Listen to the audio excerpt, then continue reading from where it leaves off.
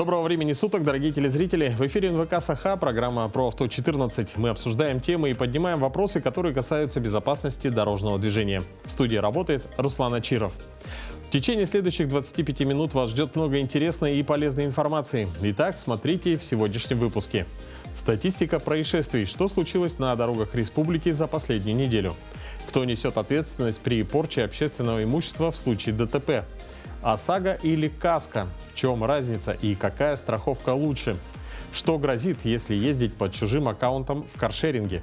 Повторение – мать учения. Правила дорожного движения в нашей студии проверит автоледи Анна Воронцова. А в начале выпуска предлагаем вашему вниманию обзор происшествий на дорогах нашего региона. На автомобильных дорогах республики с 11 по 17 августа зарегистрировано 24 дорожно-транспортных происшествия, где травмировано 40 человек, в том числе 7 несовершеннолетних. 2 человека погибло. Так, 11 августа на 617-м километре федеральной автодороги Вилюй Верхневилюйского района водитель, управляя мотоциклом СПР Motors Cross Road, без государственных регистрационных знаков выехал на встречную полосу и совершил лобовое столкновение с автомашиной Toyota Voxy. В результате данного происшествия водитель мотоцикла погиб на месте. 13 августа в Нерюнгри водитель, управляя автомобилем Toyota Ipsum, не справился с управлением и совершил наезд на барьерное ограждение. В результате происшествия автомобилист скончался на месте до приезда скорой медицинской помощи. 17 августа в Мигино-Кангаласском районе на 28-м километре федеральной автодороги Колыма водитель, управляя транспортным средством марки Honda Fit, совершил поворот в левую сторону на прилегающую дорогу. В это время водитель Toyota Camry для осуществления обгона выехал на полосу, предназначенную для встречного движения, совершил столкновение с вышеназванным автомобилем.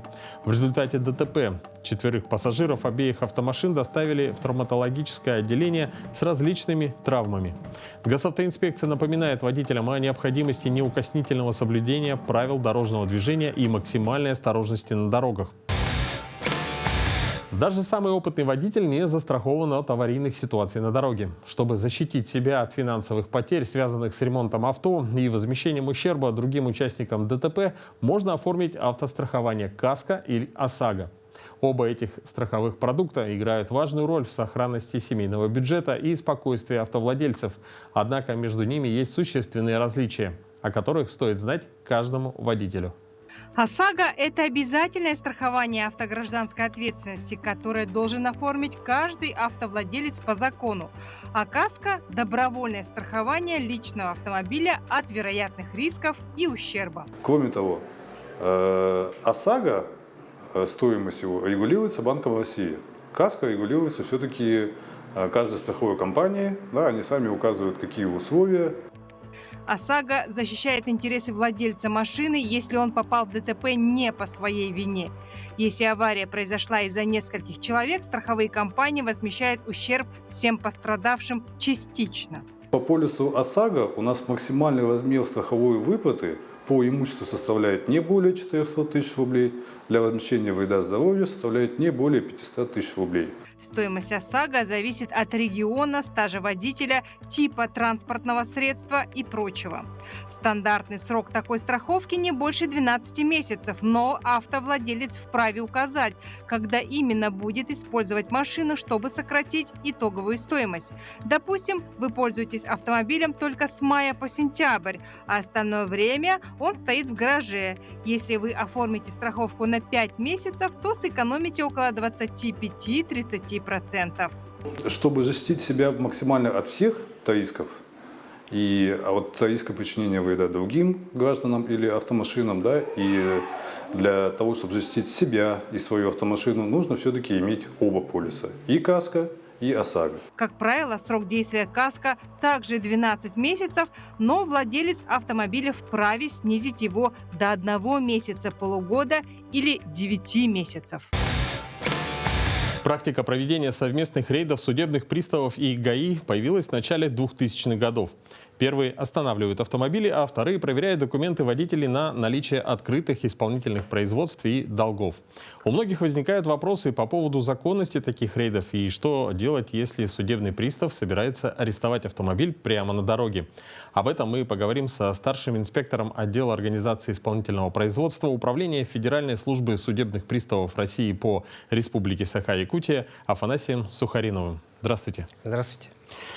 Ну, давайте начнем с того, сколько всего исполнительных производств, взысканий административных штрафов находилось в работе службы судебных приставов в этом году? В целом, по управлению за 7 месяцев 2025 года находилось порядка 95 тысяч исполнительных производств на сумму 114 миллионов по постановлению инспекторов госавтоинспекции.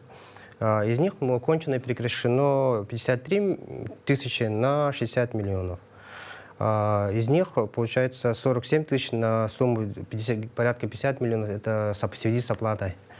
И у нас остаток, получается, на 1 августа 41 тысяча производств на 50 миллионов рублей. Но общая сумма взыскания у нас за 7 месяцев, получается, именно по постановлениям органов госинспекции составила где-то порядка свыше 52 миллионов. Угу. А скажите, как и куда предъявляются исполнительные документы? Исполнительные документы предъявляют, если физическое лицо, то исполнительные документы предъявляются по месту проживания должника, либо нахождения его имущества, либо его пребывания. Если достоверно известно фактическое место проживания, но прописка другая, то взыскатель имеет право предъявить уже по месту фактического проживания. Да? Если это юридическое лицо, то исполнительные документы предъявляются по юридическому адресу, получается. А скажите, вот как можно узнать о своей задолженности? Ведь бывает так, что человек спокойно ходит, да, передвигается, соответственно, и потом неожиданно узнает о том, что на него есть производство, да, и то из-за того, что у него заблокировали счет.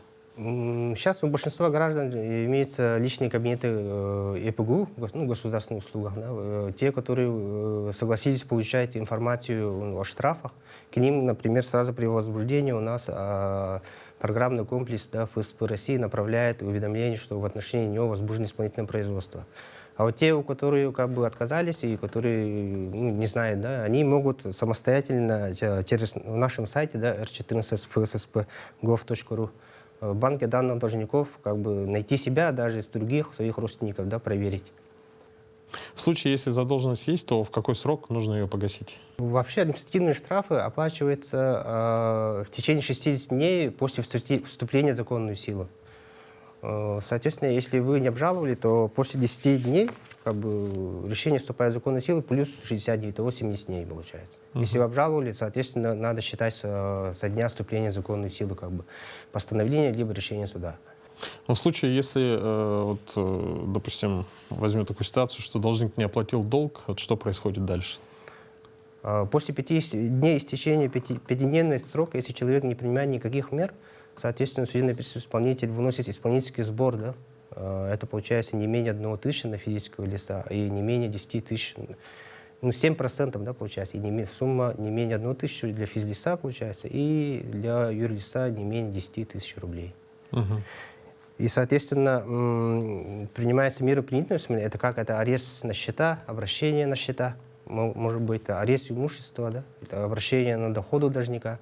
И если сказать по административным штрафам, выданных судами, получается, в отношении них, если он срок добровольно не оплатил, судебный пристав составляет протоколы в отношении него по части 1 20.21. Это неоплата срок, да, установленный законом административных штрафов, получается. Который влечет уже в двойном размере штраф, либо уже арест. И тут еще нужно сказать, что были же изменения в законе об оружии. Вот эта статья 20.21 попадает для аннулирования как бы, лицензии, да, получается. Поэтому для граждан, которые имеют как бы, наличие у себя огнестрельного оружия, это повлечет последствия. Да. Скажите, если, например, штраф уже оплачен, но через ГАИ, да, а в этот момент вот, параллельно уже производство в работе, да, что делать в этом случае? Иногда вот такие случаи бывают, когда человек неправильно забивает УИН, да, получается, и Но в первом случае, когда переходит, скажем, если он ВИН правильно забил, соответственно, к нам должна перейти уже информация с ГИС ГМП, что человек оплатил. И, соответственно, пристав, смотря, что у человека оплатил, оканчивает производство. И во втором случае, если человек оплатил, но то у него там какие-то технические проблемы, да, получается, он должен предоставить квитанцию, чтобы пристав уже как бы начал проверку оплаты, и чтобы в соответствии администратор дохода как бы учел у себя, чтобы оплата прошла. Да? Для этого он может обратиться вот через тоже госуслуги, вот ранее, как говорили, да, через портал госуслуг, и там обращение прикрепить вот эти квитанции. Либо может, если он находится в городе Курск, может подойти по Пояркова 12 и там в ящике обращения оставить квитанцию. Либо, если он где-то в другом месте находится, может быть, ну, за пределами как бы республики, да, он может позвонить на наш колл-центр, это 301 96 97, и как бы оставив свои контакты, попросить позвонить судебному приставу, и там вопрос как бы решить. Да. Спасибо большое. Друзья, я напоминаю, что у нас в гостях был старший инспектор отдела организации исполнительного производства Управления Федеральной службы судебных приставов России по Республике Саха-Якутия Афанасий Сухаринов. А мы продолжаем. Нередко при маневрировании в тесных пространствах водители не могут точно рассчитать расстояние до препятствия. Так страдают ограждения газонов и столбики на парковках. Иногда задним бампером можно снести пластиковые ограничители или наехать на столбы дорожных знаков и фонарей. Нужно ли в этом случае оформлять аварию по ОСАГО? И кто вообще несет ответственность при порче общественного имущества при ДТП? В ПДД прописан четкий список признаков ДТП. В него входит повреждение не только машин, но и сооружений, грузов, а также причинением другого материального ущерба имуществу. И если водитель наедет на дорожное ограждение или отбойник, помнет столбик на парковке, снесет дорожный знак или врежется в фонарный столб, все это дорожно-транспортное происшествие. И после такого инцидента водителю следует действовать как при классическом ДТП. Включить аварийную сигнализацию, выставить знак аварийной остановки, сфотографировать обстоятельства, на всякий случай снять видео и ждать инспектора. Сотрудниками госавтоинспекции в случае ДТП составляется административный материал по статье 12.33 Кодекса об административных правонарушениях Российской Федерации. Это повреждение дорог, железнодорожных переездов или других дорожных сооружений. За данное правонарушение влечет наложение административного штрафа на граждан в размере от 5 до 10 тысяч рублей, на должностных лиц 25 тысяч рублей, на юридических лиц 300 тысяч рублей. Бывают еще случаи, когда водители совершают, например, наезд на пешеходное ограждение и скрываются с места ДТП. То в этом случае возбуждается административное расследование по части 2 статьи 12.27 Кодекса об административных правонарушениях Российской Федерации. Такое ДТП тоже страховой случай, и все связанные с ремонтом расходы может покрыть полис ОСАГО в пределах лимита 400 тысяч рублей. Однако, если снесенный столб окажется дороже, то доплачивать придется самому. И возмещать ущерб придется точно самостоятельно, если выяснится, что водитель был нетрезв. Страховщик произведет выплату, но после этого направит водителю регрессивный иск. Оценить потенциальный размер ущерба можно на сайтах производителей знаков и других объектов инфраструктуры. К примеру, светофоры стоят порядка 20 тысяч рублей, оцинкованная стойка под знак – 5 тысяч, переносная опора для временных дорожных знаков – 3 тысячи, гибкие пластиковые столбики – 700 рублей за штуку и так далее. Услуги каршеринга становятся популярны и в нашей республике. Однако некоторые пользуются ими с помощью чужого аккаунта. И это вовсе не обязательно аккаунт супруга или другого родственника. Купить чужую учетную запись можно в интернете по цене от 1000 рублей и выше. Мошенники, предлагающие такие услуги, говорят покупателям, что ничего противозаконного в этом нет и при наличии реальных прав водителю ничего не грозит. Так ли это на самом деле? Давайте разбираться. Единая правоприменительная практика в отношении водителей, севших за руль арендованных на короткий срок автомобилей под чужой учетной записью, пока только нарабатывается. И в общем понимании ситуации могут быть двух сценариев. Первый. Например, водитель забыл дома права или выпил спиртное, а потом решил не нарушать ПДД и нашел выход из ситуации, осознанно передав управление другому человеку. С точки зрения инспектора ДПС, такой водитель, по сути, нарушителем не является. Разумеется, при условии, что у второго все документы в порядке и физическое состояние не вызывает опасений. Правда, тут может грозить огромный штраф от оператора каршеринга, который в договоре аренды передачу управления третьим лицам запрещает категорически. Второй сценарий. Машиной управляет человек на основании левого аккаунта, оформленного на другого, зачастую ничего не подозревающего человека. Вот здесь все гораздо серьезнее, ведь речь идет о неправомерном завладении транспортным средством или, проще говоря, угоне.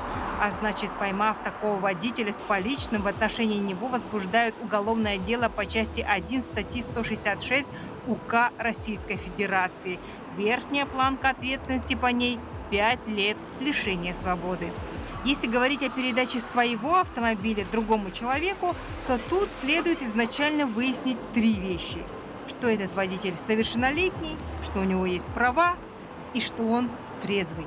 Ответственность владельца автомобиля за передачу управления лицу без прав оштрафовывается на 30 тысяч рублей. За передачу управления лицу, лишенному права управления, штраф 30 тысяч рублей. Возможен арест на срок до 15 суток или обязательные работы. Ответственность водителя, управляющего автомобилем без прав, штраф составляет от 5 до 15 тысяч рублей.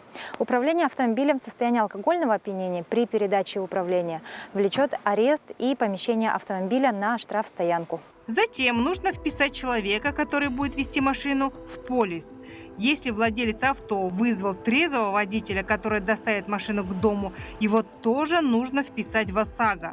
Но если полис без ограничений по количеству водителей, делать этого не нужно. С такой страховкой управлять машиной может любой человек.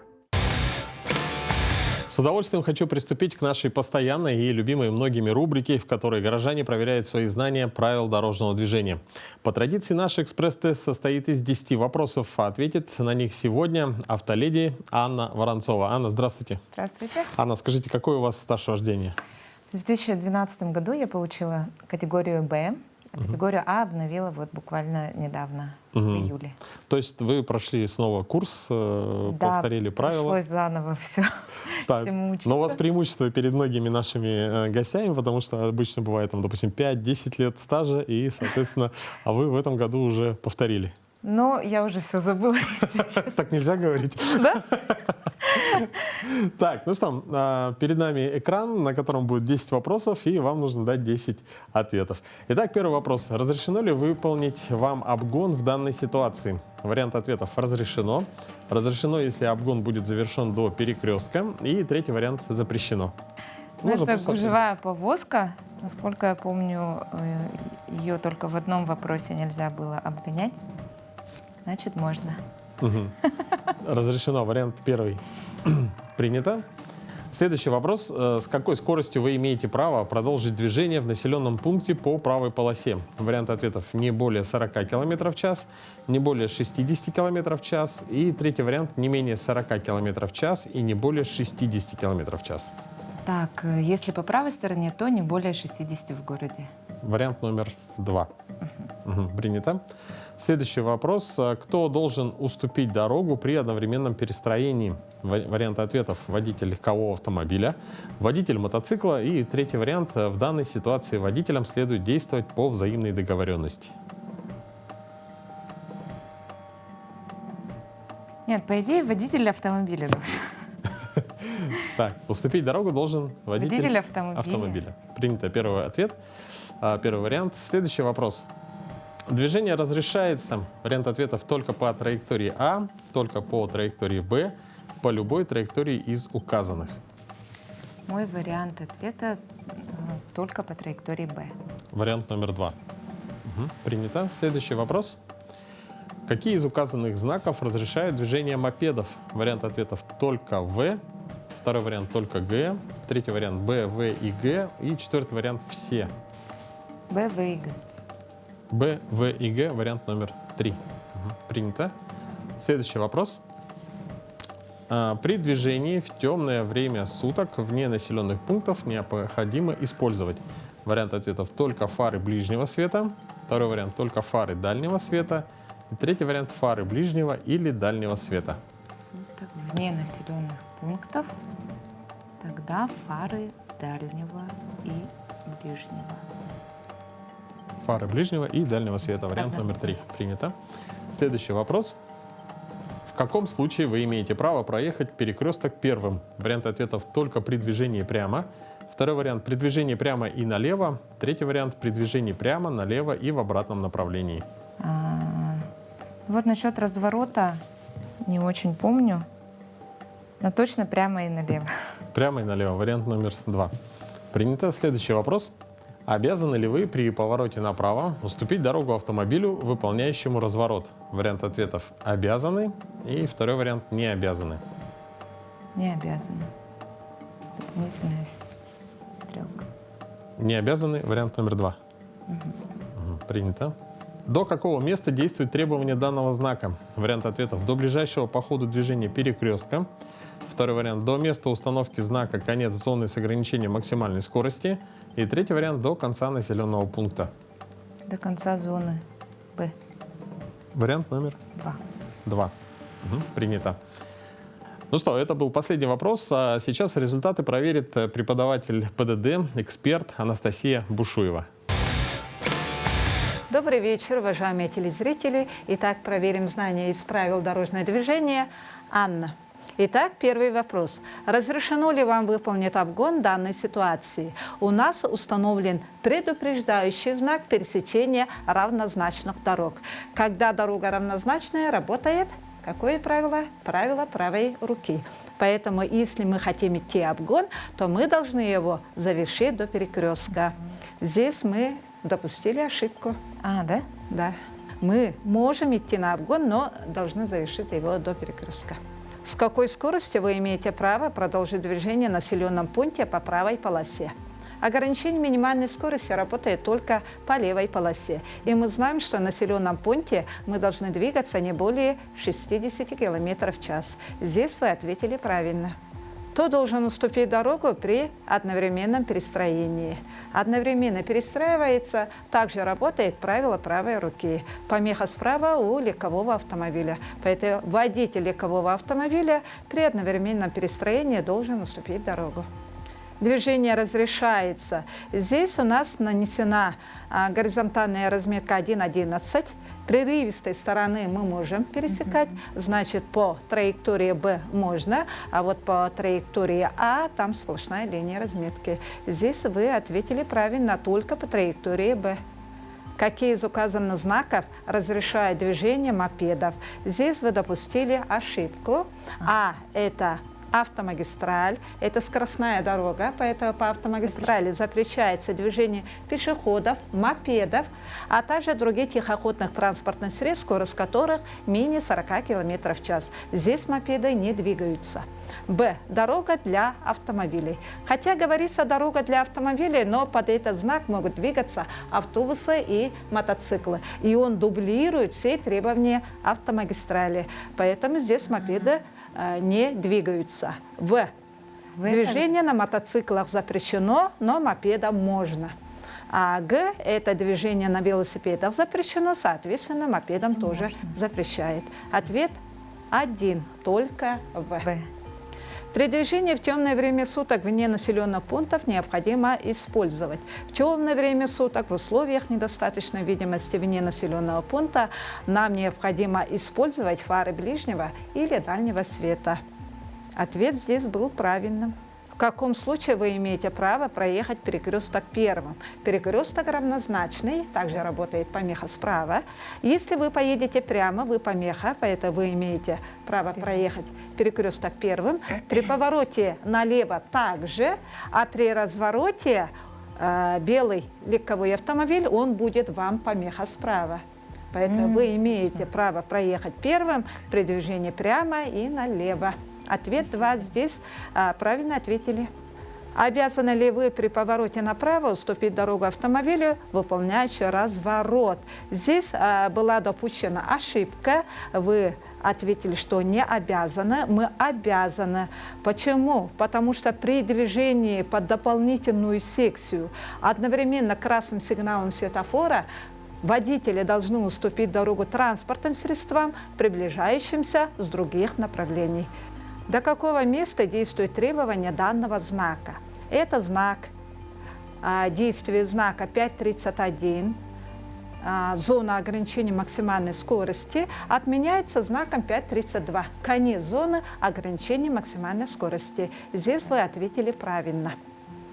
Итак, у нас Анна ответила на темы дорожные знаки и проезд перекрестков. И была допущена 3 ошибки. Уважаемые водители, при движении соблюдайте скоростной режим. Не разговаривайте по телефону во время движения, потому что отвлекает водителя. Обязательно надо следить за техническим состоянием вашего автомобиля. Помните, только от вас зависит безопасность других участников дорожного движения. Удачи на дорогах. До свидания. Вот и подошла к концу наша передача. Дорогие телезрители, будьте бдительны, соблюдайте правила дорожного движения и берегите себя. До новых встреч в эфире.